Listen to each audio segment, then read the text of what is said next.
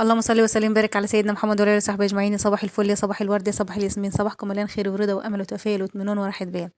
هنعمل بسكوت شاي مع بعض بأقل التكاليف وبطريقه سهله جدا. وكمان ما هياخدش معاكي غير 10 دقايق بس. تعالي نشوف عملناه ازاي بطريقه بسيطه خالص. اول حاجه كده معانا كوبايه من السكر. كوبايه السكر ديت حبيبات، ممكن تعمليها سكر بودر بس هتبقى نص كوبايه بس.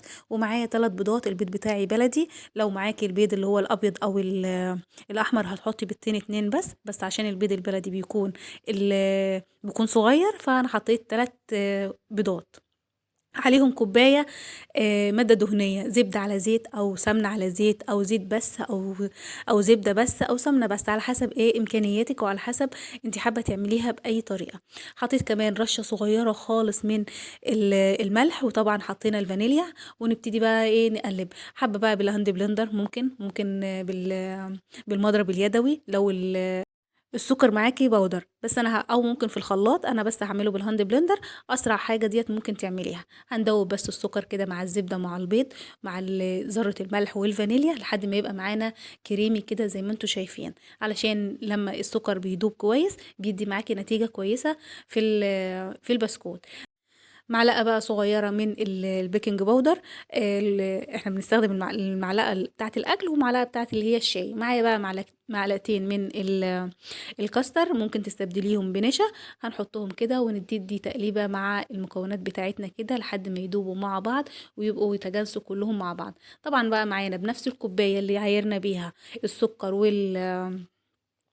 والمادة الدهنية، هي بالظبط هي نفس اللي احنا عملنا بيها الدقيق بتاعي منخول كويس.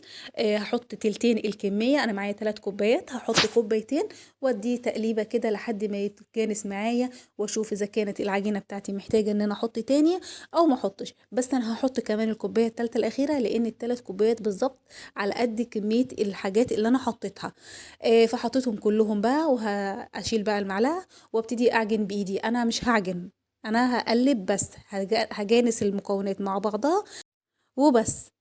مش هعجن يعني، هديهم تقليبه كده كلهم مع بعض لحد ما تبقى معانا العجينه اللي انتوا شايفينها دي. هبتدي بقى اقسمها عشان اعمل منها بالشوكولاته، واعمل تبقى معانا ساده من غير شوكولاته. فهقسمها بقى نصين كده. هحط النص الاولاني هحطه كده على جنب، واجيب بقى معايا الكاكاو اللي انت حابه تحطيه. ممكن كاكاو فاتح او غامق على حسب اللون اللي انت حباه. انا هحط معايا كاكاو غامق. هحط معايا معلقه ونص، وهحط عليهم كمان شويه معلقتين 3 من الزيت علشان التقليب. انا حاطه بس علشان الزبده معايا حطيتها اكتر من الزيت، فحطيت هنا زيت. ممكن تحطي زبده مكان الزيت اللي انا حطيته ده. هديهم بقى تقليبه لحد ما تبقى معايا كده الكاكاو مع الزيت مع العجينه بتاعتي عملوا معايا باللون ده. هبتدي بقى اشكل، هعملها معايا كور صغيره كده. طبعا بقى علشان اللي انا بشتغل فيها بالكاكاو، فهشتغل فيها الاول واكورها كده واحطها على جنب علشان ابتدي اشكلها. اي حاجه بقى موجوده عندك هتشكلي بيها. يعني انا مثلا هستخدم كام حاجه كده موجوده عندي في البيت، مش هجيب بقى معدات من بره علشان انا اشكل البسكوت بتاعي. لا، انا هكوره كده بس، وابتدي اشكل بحاجات موجوده عندي من البيت. مش زي ما قلنا مش هنجيب حاجه من بره. بعد ما هعمل بقى البني كده او اللي بالشوكولاته كده بقى خلصناه. كل ما تصغري الكرة بتاعتك كل ما كانت البسكوتة معاكي شكلها احلى وتعرفي تتحكمي فيها كويس. همسح بس مكان، اخد حته عجينه كده وامسح مكان ما كنت بعجن اللي بالشوكولاته، واروح جايه ابتدي اكور الابيض كمان لوحده. طبعا العجينة لونها أصفر من الزبدة ومن الكاستر ومن البيض. فلو حابة ان انت تخليها تكون لونها ابيض ابيض فهتخليه نشا، هتخلي مكان الكاستر نشا. الزبدة بتخليه طري وبيدوب في البق معاكي. فانا بحب ان انا دايما اعمل المعجنات ديت بالزبدة. هبتدي بقى اشكل معايا كده. هجيب الكرة اللي انا عملتها، الكور من الابيض ده، وابتدي اشكلها. هجيب بقى معايا القمع بتاع الكريم شانتيه ده، وابتدي اعمل بيه اشكال كده عليها كده معايا. على احطه بقى في الصينيه على طول. الصينيه ما فيهاش مش مدهونه اي حاجه خالص، هي كده زي ما هي. نجيب حاجه تانية بقى، نجيب معلقه اللي هي المعلقه الصغيره ونبتدي نشكل بها تاني. شايفين الشكل؟ ادي كده شكل تاني من الحاجات برضو الموجوده في البيت. مش هنجيب حاجه من بره. هنعمل بقى من البني، هتبقى الشكل فيه باين اكتر كمان من الابيض. شايفين الجمال؟ تحفة. طبعا بقى اي حاجة موجودة عندك، سكينة، انا هعمل بالسكينة دلوقتي هتبقى معاكي حلوة جدا. وبرضو لو عندك شوكة، لو عندك غطا ازازة هتعمل معاكي برضو شكل حلو.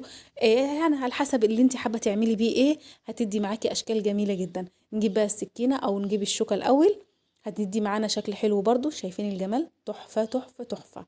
بصي، هي معداتك موجودة في بيتك، مش هتحتاج ان انت تجيبي حاجة من بره، وكمان مكوناتك بسيطة وسهلة، مش هتاخد معاكي اي وقت خالص. وكمان الفرن بتاعي متولع على درجة حرارة 180، هتاخد معاكي بالظبط تلت ساعة في الفرن، من تلت ساعة من 20 دقيقة ل25 دقيقة، يعني مش هياخد معاكي أي وقت خالص. نجيب بقى السكينة بتاعت السكينة، شكلها أجمل بكتير، هي والمعلقة شكلهم تحفة.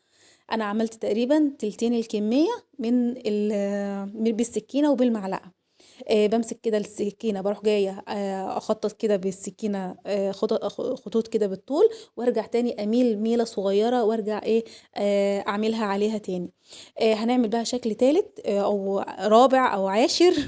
هجيب بقى معايا كورة وافردها كده زي ما انتوا شايفين، وابتدي أقطعها كور صغيرة، كور صغيره خالص، عشان نبتدي معانا اللي هو الايه، اللي عامل زي المشجر اللي احنا بنشتريه من بره، بيبقى كذا ايه لون مع بعض كده في بسكوته واحده. احنا هنعمله بقى دلوقتي. بصوا شكلها تحفه، وكمان طعمها جميل، مقرمشه، بصي بتدوب كده مع كوبايه شاي بقى، ولا كوبايه شاي بلبن. انا هعملها دلوقتي مع كوبايه كاكاو باللبن. تحفة تحفة تحفة. طبعا احنا في البرد، والجو برد كده، وعايزين حاجة تدفينا، ومفيش احلى من كوبايه كاكاو باللبن، هتدفيكي مع كوبايه الشاي دي تحفه. هجيب بقى الكور بتاعتي وارصهم كده جنب بعض، 3 من الابيض على 3 من اللي بالشوكولاته، واروح جايه اضغط عليهم ضغطه صغيره كده لحد ما يبقوا اتجانسوا مع بعض، واروح جايه لفهم كده، هيدي معانا الشكل اللي انتوا شايفينه ده. شايفين الجمال؟ تحفه. تعالوا نعمل كمان واحده.